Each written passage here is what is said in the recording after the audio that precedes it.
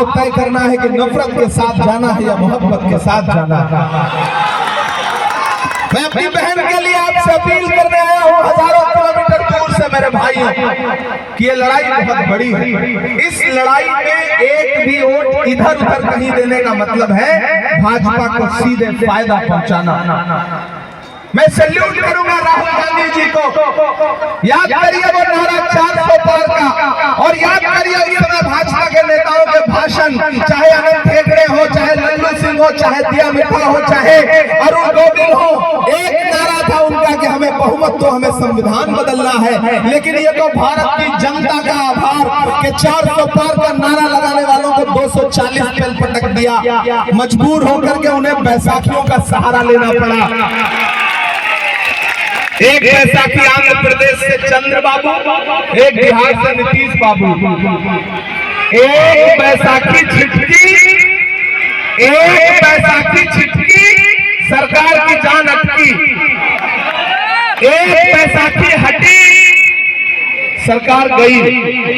इसलिए मैं आप सबसे अपील करने आया हूं, ये जो झारखंड और महाराष्ट्र का चुनाव है ना, ये इस बात का आने वाले वक्त में फैसला करेगा कि ये जो दिल्ली से रिमोट कंट्रोल के जरिए नफरत परोसने की कोशिश की जा रही है उसकी उम्र कितनी है।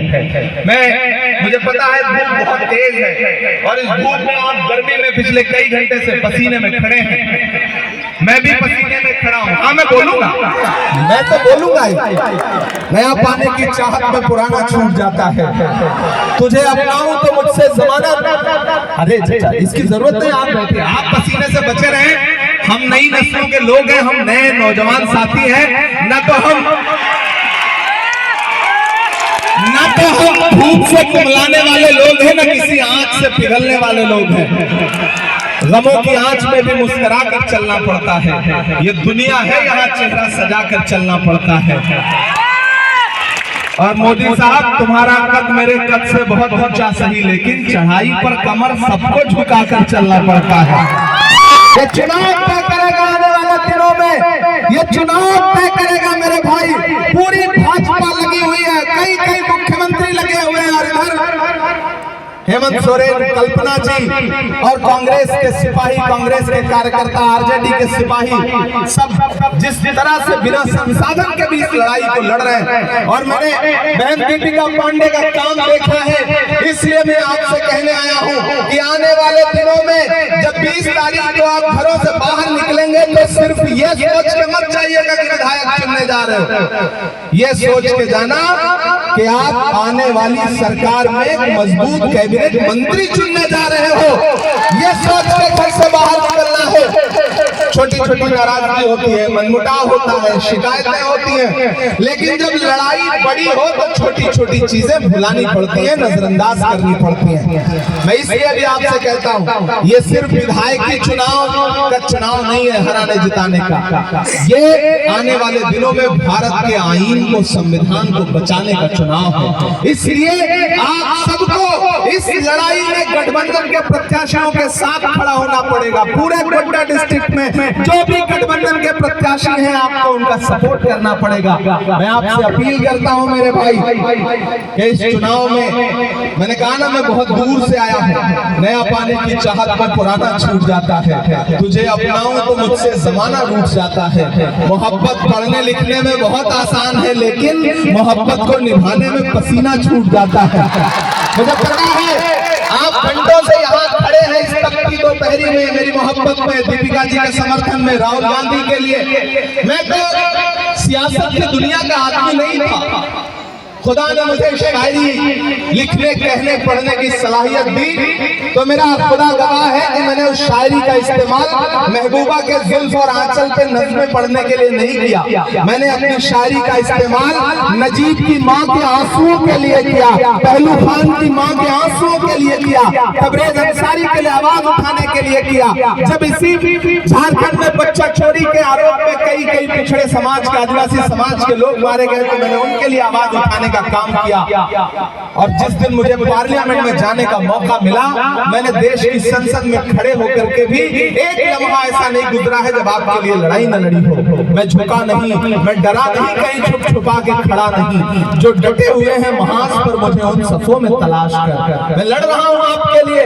और उस बुनियाद पर आपसे कहने आया हूँ कि मैं राहुल गांधी का सिपाही हूँ। राहुल गांधी के कंधे से कंधा मिला करके इस मुल्क में नफरत के खात्मे की लड़ाई लड़ रहा हूँ, संविधान को बचाने की लड़ाई लड़ रहा हूँ। उस लड़ाई में बहन दीपिका पांडे भी हमारी एक सहयोगी हैं। इसलिए मैं आपसे अपील करता हूँ कि राहुल गांधी का चेहरा नजर में रखिए और याद करिए कि जब इस मुल्क में नफरतें सर उठा करके चीख रही थी, ऐसे वक्त में राहुल गांधी ने कन्याकुमारी से कश्मीर तक 4000 किलोमीटर पैदल चल के देश को यह संदेशा दिया कि नफरत के खिलाफ कोई लड़ाई लड़ सकता है तो राहुल गांधी लड़ सकते हैं।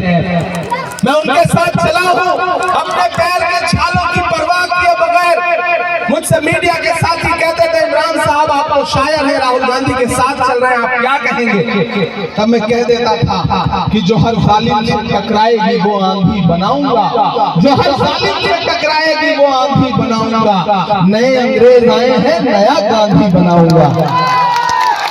वो नया गांधी जो इस दौर में इस लड़ाई को लड़ रहा है, मैं उसके नाम पर, उसके साथ से यहाँ पर बहन दीपिका पांडे के लिए वोट मांगने आया हूँ। हमारे माइनॉरिटी डिपार्टमेंट के स्टेट चेयरमैन मंजूर अंसारी साहब यहाँ बैठे हैं, हमारे अनवार अंसारी साहब यहाँ बैठे हैं। हम सब आपसे कहने आए हैं कि छोटी छोटी अगर कोई नाराजगी भी है तो उसे किनारे रखिए, क्योंकि ये लड़ाई बहुत बड़ी है। और इस बड़ी लड़ाई में आपके एक वोट भी बर्बाद करने से अगर भाजपा को फायदा पहुंचेगा तो इस लड़ाई को फायदा क्या रह जाएगा आप सारे लोगों को। मैं आपसे ये कहने आया हूँ, इनके झूठ में मत आइएगा भाजपाइयों के। ये जब सीधी लड़ाई में नहीं जीत पाते हैं तो फिर बांटने वाली साजिश में लग जाते हैं। इस इधर से 2000, 1000 इधर से, 3000 उधर से नुकसान करवा लो। नुकसान नहीं करना है, क्योंकि झारखंड की अस्मिता की लड़ाई है। वो जीतेंगे तो अंबानी और अडानी का कर्जा माफ होगा, हम जीतेंगे तो किसानों का कर्जा माफ होगा। मैया सम्मान योजना में 1000 से बढ़ा के 2500 रुपए दिया जाएगा। अगर हम जीतेंगे तो कांग्रेस की गारंटी है कि 24 जिले में 24 इंजीनियरिंग कॉलेज, 24 मेडिकल कॉलेज और हर प्रखंड में डिग्री कॉलेज खोला जाएगा। ये कांग्रेस पार्टी का वादा है। उनकी गारंटी क्या है? नफरत की। हमारी गारंटी क्या है? विकास की। उनके झांसे में मत आइएगा। वो पिछले दिनों में पार्लियामेंट में बैठा था, प्रधानमंत्री खड़े हुए भाषण देने लगे, बोले बताओ कांग्रेस वालों 70 साल में क्या बनाया। मैं खड़ा हुआ, मैंने बताना शुरू किया, तब तक मल्लिकार्जुन खड़गे जी बैठे थे, बोले इमरान मत बताओ, जो बताओगे ये उसको भी बेच देंगे, इनका काम सिर्फ बेचने का। मत बताओ इनको, जो बताओगे उसको बेच देंगे। ये भाजपा के लोग, यहाँ के सांसद को असम का मुख्यमंत्री आकर के हिसाब मांगता है कि 70 साल का हिसाब दो कांग्रेस वालों। अरे महागामा वालों, अब जब आए वो हिसाब मांगे तो उनसे कहना कि अरे भाजपा वालों तुम्हें किस मुंह से हिसाब मांगने का अधिकार है? जो सरकार अपना चलाया हुआ 2000 का नोट 7 साल नहीं चला सकी वो हमसे 70 साल का हिसाब मांगती है। ये झूठे लोग हैं, इनके झांसे में नहीं आना है। मैं तो पार्लियामेंट में खड़ा होकर के इनसे सवाल पूछता हूँ। याद है इनका नारा? भाइयों बहनों, देश के खजाने की चाबी मुझे सौंप दो, मैं चौकीदारी करूंगा, देश नहीं लूटने दूंगा। याद है इनका नारा? लेकिन मैं इन दिनों देश भर में जहां जाता हूं उनसे सवाल पूछता हूं कि कहां सोया है चौकीदार। अब लग रहा है कि मैं महागामा में खड़ा हूँ, यहाँ के जिंदा दिल लोगों के बीच में खड़ा हूँ। उधर जो सड़क पर खड़े हैं उनका भी समर्थन मिलेगा, उधर जो छतों पर हैं उस तरफ जो है सबका समर्थन मुझे मिलना चाहिए।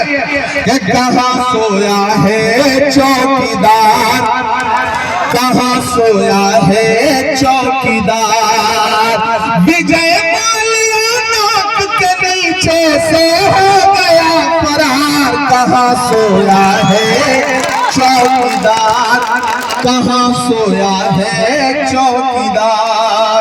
यहाँ टीम के नीचे भी ढेर सारे लोग खड़े हैं, मंच में भी जो हमारे सहयोगी बैठे हैं, गठबंधन के पार्टी के जो अलग अलग पदाधिकारी बैठे हैं, मैं सबका स्वागत करता हूँ। हमारी यूथ कांग्रेस की बहन जो भी संचालन कर रही थी, मैं उनका भी स्वागत करता हूँ। और ये पंक्तियां पढ़ता हूँ। कहाँ सोया है चौकीदार, कहाँ सोया है चौकीदार, गैस सिलेंडर की कीमत भी 1000 के पार, कहाँ सोया है चौकीदार, कहाँ सोया है चौकीदार के चाय। दीपिका जी कितने समझदार लोग हैं आपके महागामा के। कोई नाम नहीं ले रहा हूं, मैं चौकीदार कह रहा हूं और फिर चाय कह रहा हूं। ये समझ जा रहे हैं, उनको स्वाद आ जा रहा है बिना कोई नाम लिए। मैं सैल्यूट करता हूं महागामा वालों, सैल्यूट करता हूं आपको कि चाय नहीं, आगे तो पढ़ने दीजिए कि चाय बेचने वाला पूरा भारत बेच रहा है। बेच रहा है कि नहीं बेच रहा है? बेच रहा है कि नहीं बेच रहा है? कि चाय बेचने वाला पूरा भारत बेच रहा है। इसी काम में हासिल उसे महारत बेच रहा है। कि रेल बिक गई, तेल बिक गया, बिका हवाई अड्डा। अगली लाइन पे ना एक नाम आएगा और वो नाम सच्चा लगे तो आपकी तालियों का शोर पूरे झारखंड में जाना चाहिए, दिल्ली तक जाना चाहिए। मैं पढ़ता हूँ कि रेल बिक गई, तेल बिक गया, बिका हवाई अड्डा, सब कुछ बिकता देख के खुश है अपने जेपी नड्डा। जनता महंगाई की मारी, जनता महंगाई की मारी करती हाहाकार, कहाँ सोया है चौकीदार, कहाँ सोया है चौकीदार। ये आके कोई भी नारा लगाए, इनके नारे पे रिएक्ट नहीं करना है, इनके झांसे में नहीं आना है। ये आके कुछ भी वादा करे तो ये मान लेना कि ये धोखेबाज लोग हैं, इनके किसी वादे के धोखे में नहीं आना। इन्होंने नारा शुरू में क्या लगाया था? बहुत ही महंगाई की मार अब की बार मोदी सरकार। याद है नारा 2014 में? फिर उसके बाद क्या हुआ? जो पेट्रोल डीजल 58 रुपए था वो 100 के पास पहुंच गया। जो गैस सिलेंडर 400 का था, 450 का, वो 1000 के पार पहुंच गया। फिर यहाँ पर गठबंधन क्या कह रहा है कि जैसे ही झारखंड में हमारी सरकार बनेगी हम फिर से 450 रुपए का गैस सिलेंडर देंगे। मोदी जी भले 1000 में बेचे, लेकिन गठबंधन 450 रुपए में आपको गैस सिलेंडर देगा। ये महंगाई पे बात करने वाले भाजपा के लोग जहां जहां इनकी सरकारें हैं, ये फिल्में टैक्स फ्री करते हैं और कफन पर जीएसटी लेते हैं, कफन पर टैक्स लगाते हैं। इनके झांसे में मत आना। इन्होंने नारा क्या दिया था? बेटी बचाओ बेटी पढ़ाओ, मोदी जी का नारा था। इन्होंने नारा दिया बेटी पढ़ाओ बेटी बचाओ। फिर उस नारे की सच्चाई क्या निकल के आई कि हाथरस में जब एक दलित बिटिया के साथ बलात्कार हुआ तो रात के 2 बजे उसकी लाश इसलिए जला दी गई परिवार की मर्जी के बगैर ताकि सबूत मिटाए जा सके। ये भाजपा के लोग बेटी बचाओ बेटी पढ़ाओ की बात करते हैं, लेकिन उसी जंतर मंतर पर दिल्ली में जब हमारी ओलंपिक लाने वाली पहलवान बेटियां अपने लिए इंसाफ मांगने के लिए बैठी तो दिल्ली पुलिस ने उसी सड़क पर उनको घसीटा था। ये है इनके नारों की सच्चाई। ये बेटी बचाओ बेटी पढ़ाओ का नारा देने वाली भाजपा, इनके नारों की सच्चाई ये है कि दिल्ली के लाल किले पर 15 अगस्त को खड़े होकर के प्रधानमंत्री ने खवातीन के लिए, महिलाओं की सशक्तिकरण के लिए भाषण दिया और उस भाषण के महज 2 घंटे बाद गुजरात में बिल्किस के बलात्कारी जो सजा काट रहे थे न सिर्फ छोड़े गए जेल से बल्कि उनको मालाएं पहना के भाजपा के लोगों ने उनका स्वागत किया। ये है इनके नारों की सच्चाई। इनके किसी नारे के धोखे में मत आना। ये वोट मांगने आए तो बस इनसे ये कहना कि तुमने हमारे आदिवासी समाज के एक लोकप्रिय मुख्यमंत्री, एक आदिवासी समाज के बेटे को जो 5 महीने जेल में रखा है ना, ये चुनाव उसका बदला लेने का चुनाव है। तुमने जो नफरत की खेती की है, तुमने जो झारखंड के लोगों का बार बार अपमान किया, उन्हें घुसपैठिया बता करके, ये चुनाव उसका बदला लेने का चुनाव है। उनसे कहना कि जो तुम्हारे झूठे वादे हैं, ये चुनाव उन झूठे वादों का बदला लेने का चुनाव है। डरना नहीं है। बहन दीपिका आपके लिए लड़ती है, विधायक रहते हुए भी लड़ी, मिनिस्टर रहते हुए भी लड़ी। मैंने देखा है ये काम करती है। जब भी मैं उन्हें देखता हूँ, मुझे अशोक शाहिल का एक शेर याद आता है कि मैं तुम्हें अपने उसूलों की कसम देता हूँ, मुझको मजहब के तराजू में न तौला जाए। मैंने इंसान ही रहने की कसम खाई है, मुझको हिंदू या मुसलमान न समझा जाए। आपकी लोकप्रिय नेता हैं, दिल्ली में भी जाती हैं तो AICC में अपनी पार्टी के नेताओं से आपके मुद्दे के लिए, महागामा के विकास के लिए, गुड्डा के विकास के लिए बात करती हैं। इसीलिए आपके जो सांसद महोदय हैं, उनसे उनको सबसे ज्यादा अगर किसी से तकलीफ होती है, सबसे ज्यादा किसी से डरते हैं तो वो आपकी बहन से डरते हैं, आपकी बेटी से डरते हैं, दीपिका पांडे से डरते हैं, क्योंकि दीपिका उनके झूठ को बेनकाब करती रहते हैं।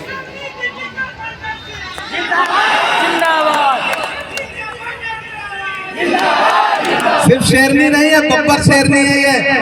और इस बहन को जिता करके 20 तारीख को वोटिंग है यहाँ पर। 20 तारीख को घरों से बाहर निकलना, अपना एक वोट लेकर के, और अपना एक वोट हाथ के पंजे के सामने वाली बटन पे दबाना, क्योंकि आपका दबाया गया बटन सिर्फ दीपिका पांडे को उसका वोट नहीं मिलेगा, मोहब्बत के उस मसीहा को मिलेगा जिसका नाम राहुल गांधी है। आपका दिया गया एक वोट, आपका दिया गया एक वोट सिर्फ दीपिका पांडे को नहीं मिलेगा, इन फैसिस्ट ताकतों के खिलाफ लड़ने वाले हेमंत सोरेन जी को मिलेगा।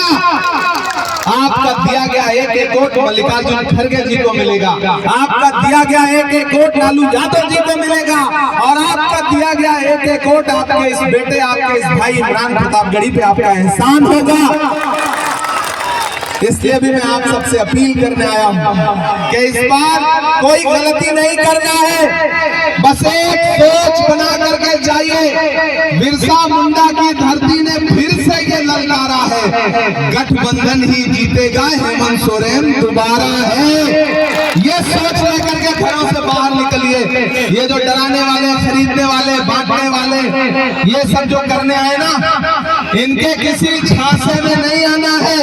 नहीं आइएगा ना कि जख्म पर जख्म खा के निकले हैं, हम अगर मुस्कुरा के निकले हैं।